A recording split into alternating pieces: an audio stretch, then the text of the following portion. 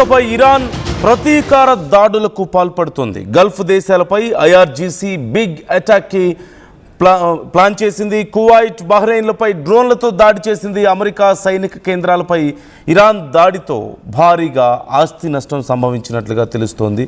ఈ దాడులతో పాటుగా ట్రంప్కి ఐఆర్జీసీ ఒక మాస్ వార్నింగ్ కూడా ఇచ్చింది.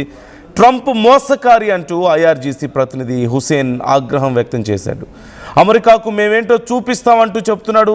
ఊహించని విధంగా అమెరికాను దెబ్బతీస్తామంటూ కూడా చెప్తున్నాడు. కువైట్, బహ్రెయిన్లపై ఇప్పటికే దాడిని ఖతార్ ఖండించింది. అంతర్జాతీయ చట్ట నిబంధనలను అతిక్రమించారంటూ ఆరోపించింది. హర్మూజ్లో మళ్లీ ఉద్రిక్తతలతో ఈ ఆందోళనతో ప్రపంచ దేశాలు మరొకసారి ఉలిక్కి పడ్డటువంటి పరిస్థితి కనపడుతోంది.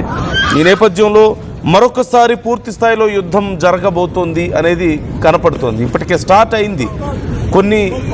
సుమారుగా 2 వారాల గ్యాప్ తర్వాత అప్పుడు కూడా చిన్న చిన్న అటాక్స్ జరిగాయి ఇరువైపుల నుంచి. కాకపోతే 2 వారాల గ్యాప్ తర్వాత సుదీర్ఘమైనటువంటి ఆ వార్ తిరిగి కంటిన్యూ అవుతున్నట్లు కనపడుతుంది. మరొకసారి భయంకరమైనటువంటి దాడులు ఇరు దేశాల నుంచి కనపడుతూనే ఉన్నాయి. ఈ నేపథ్యంలోనే ఇరాన్ అమెరికాని ఒక మోసకారిగా చెప్తోంది. ట్రంప్ని ఒక మోసగాడు అంటూ చెప్తోంది. ఈ మాటల్ని ఇక మేము నమ్మం అంటూ తీవ్ర విమర్శలు చేయడాన్ని మనం చూస్తూనే ఉన్నాం. ఓవైపు పీస్ టాక్ అయిన తర్వాత, పీస్ డీల్ కుదిరిన తర్వాత ఇజ్రాయిల్ లెబనాన్ మీద దాడులు చేసింది.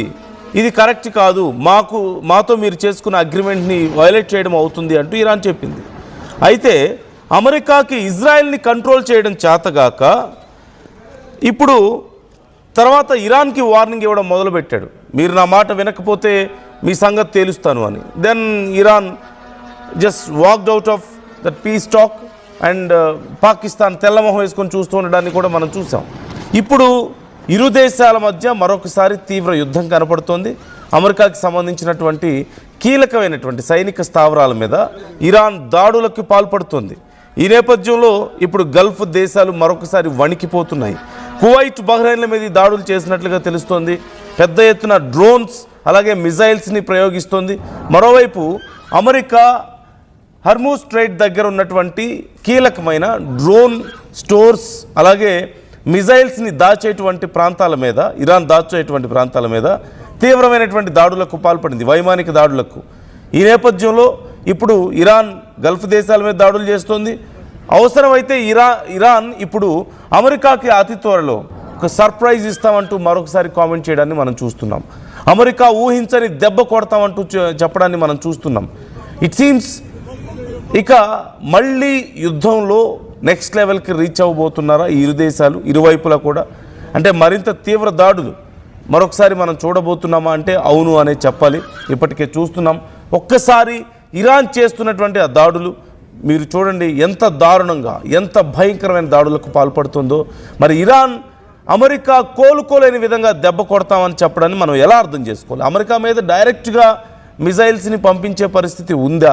మోర్ దాన్ 10,000 కిలోమీటర్స్ ట్రావెల్ చేసే మిజైల్స్ ఇరాన్ దగ్గర ఉన్నాయా అంటే there are some inter continental ballistic missiles with Iran. కాకపోతే వాటిని డైరెక్ట్గా ప్రయోగించే పరిస్థితులు ఇప్పుడు ఇరాన్ ఉందా లేదా అనేది ఒక అంశం. మరోవైపు ఇది కాకుండా ఇంకేదైనా విధానం ఉందా ఇరాన్ దగ్గర అంటే అఫ్కోర్స్ యాజ్ ఆల్వేస్ అమెరికా మిత్ర దేశాల మీద దాడులు చేయడం, ప్రపంచం మీద మరొకసారి పెద్ద ఎత్తున ఉద్రిక్తతల్ని క్రియేట్ చేయడం, ఒత్తిడి పెంచడం. అండ్ అదర్ దాన్ దిస్ ఇంకేదైనా ఉందా దారి అంటే ఏమో ఉండుండొచ్చేమో అని కొంతమంది విశ్లేషకులు అంటున్నారు. ఇరాన్ ఇప్పటి వరకు ప్రయోగించిన ఏదైనా సరికొత్త ఆయుధం ఉందా, ఇంకేదైనా కొత్త స్ట్రాటజీ ఉందా అనే కోణంలో ఇప్పుడు ఆలోచిస్తున్నారు. ఒక్కసారి ఆ విజువల్స్ మీరు చూడండి. ఆ భీకర దాడులకి సంబంధించిన ఆ విజువల్స్ చూడండి. ఎలాంటి పరిస్థితులు ఉన్నాయో మీకే అర్థమవుతుంది.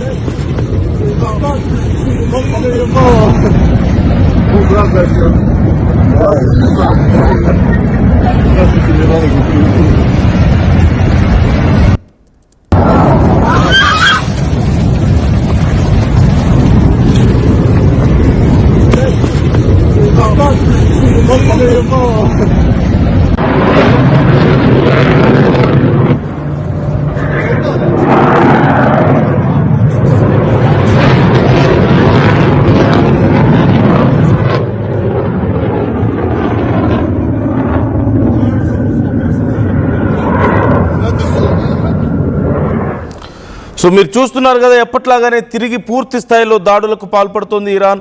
అలాగే వరుసగా ఈ గత వారం రోజుల్లో మరొకసారి గల్ఫ్ దేశాల మీద తీవ్రమైనటువంటి దాడులు చేస్తుంది. ఇరాన్కి సంబంధించినటువంటి Islamic revolutionary guards corps IRGC ఈ దాడులు చేస్తున్నట్లుగా మనం చూస్తున్నాం. బహ్రెయిన్ వైపు డ్రోన్లను, క్షిపణులను భారీగా పంపిస్తోంది. అయితే చాలా వరకు బహ్రెయిన్ యొక్క యాంటీ డ్రోన్ సిస్టమ్ ఇప్పుడు ఈ డ్రోన్స్ని మధ్యలోనే పేల్చివేస్తున్నప్పటికీ కూడా కొన్ని మాత్రం ల్యాండ్ అవుతున్నాయి. ఈ నేపథ్యంలో బహ్రెయిన్లో ఒక నివాస భవనం పూర్తిగా కూలిపోయినట్లుగా తెలుస్తోంది. పెద్ద ఎత్తున ప్రాణ నష్టం కూడా జరిగింది. చాలామంది సివిలియన్స్ కూడా ప్రాణాలు కోల్పోతున్నారు ఈ దాడుల్లో. మరోవైపు కువైట్ మీద కూడా, కువైట్లోని అమెరికా సైనిక స్థావరాలు లక్ష్యంగా చేసుకొని బ్యాలిస్టిక్ క్షిపణులను ప్రయోగించింది, కొన్ని డ్రోన్స్ని ప్రయోగించింది. కువైట్ 2 బ్యాలిస్టిక్ క్షిపణులను అడ్డుకున్నామంటూ కూడా ఇప్పటికే ప్రకటించింది.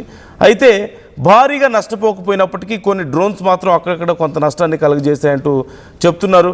ఈ నేపథ్యంలో అమెరికా ఇరాన్లోని క్షిపణి అలాగే డ్రోన్ నిల్వ కేంద్రాలని, రాడార్ సిస్టమ్స్ని, రాడార్ వ్యవస్థల్ని టార్గెట్గా చేసుకొని చేసిన దాడులకి ప్రతీకారంగా ఈ దాడులకు మేము పాల్పడుతున్నామంటూ ఇరాన్ ప్రకటించింది. మరోవైపు United Arab Emirates, Bahrain, Kuwait మీద జరిగినటువంటి దాడులను తీవ్రంగా ఖండించింది. 2 దేశాలకు పూర్తిగా మద్దతు ప్రకటించింది.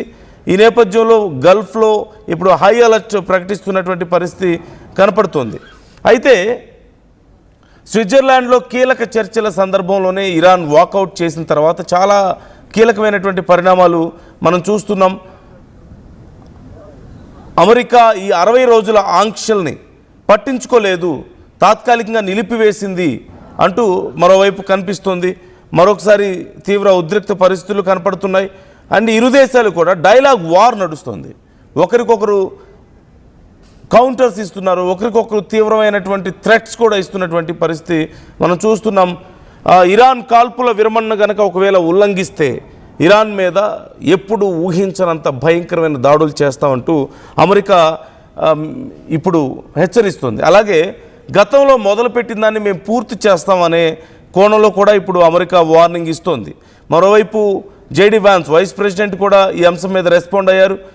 ఈ ఘటనకు సంబంధించి, ఇరాన్ చేస్తున్నటువంటి దాడులకు సంబంధించి ఖండిస్తూనే ఇరాన్ చాలా తీవ్రంగా నష్టపోబోతోంది, ఇప్పటికే చావు బ్రతుకుల మధ్య కొట్టుమిట్టాడుతోంది, ఇలాగే గనక కొనసాగితే ఇరాన్ని పూర్తిగా అంతమొందిస్తామన్నట్లుగా చేసినటువంటి వ్యాఖ్యలు మనం చూస్తూనే ఉన్నాం. ఇరాన్కు చాలా తీవ్రమైనటువంటి పరిణామాలు ఎదురవుతాయి, రెడీగా ఉండండి అంటూ కూడా చెప్పింది. మరోవైపు ఇప్పుడు ఇరాన్ రెస్పాండ్